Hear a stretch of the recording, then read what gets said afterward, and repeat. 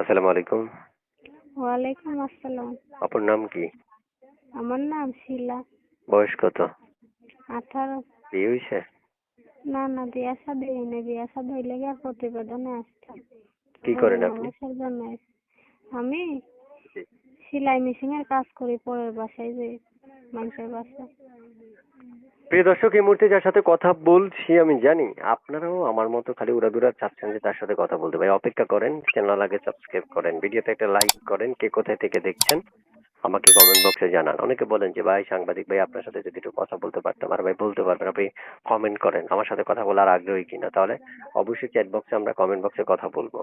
এবং এই আপুর সাথে যারা যোগাযোগ করতে চাইবেন তারা এক্ষুনি আপুকে ফোন করতে পারেন। আপু আপনাদের কলগুলো রিসিভ করবে। করবেন? হ্যাঁ, করবো তো। সত্যি? হ্যাঁ, সত্যি ফোন দিলে তো সত্যি? করবো। হ্যাঁ। আরেকবার সত্যি? সত্যি। হয় নাই, আবার বলতে হবে। বললামই তো, সত্যি রিসিভ করবো। সত্যি সত্যি সত্যি? হ্যাঁ। ঠিক আছে।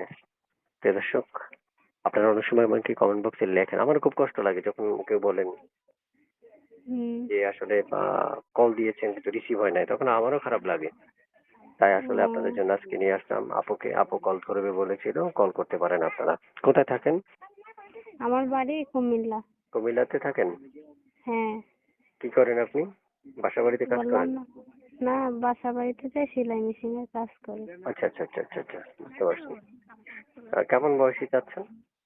সে বুড়া হোক কাল হোক, সে যেমন যে আমার এক বেলা ডাল ভাত খাওয়াইতে পারবে, 5 ওয়াক্ত নামাজ পড়াইতে পারবে, তার কাছে আমার বাকি জীবনটা কাটিয়ে দেয়।